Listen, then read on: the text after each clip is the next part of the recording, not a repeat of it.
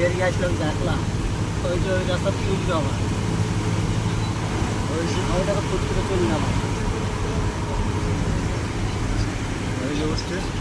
এখন উঠছে আমার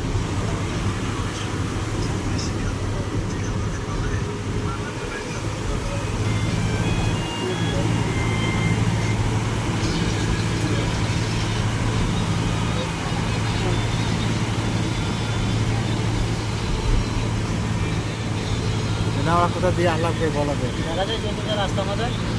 আর দেখা যাচ্ছে না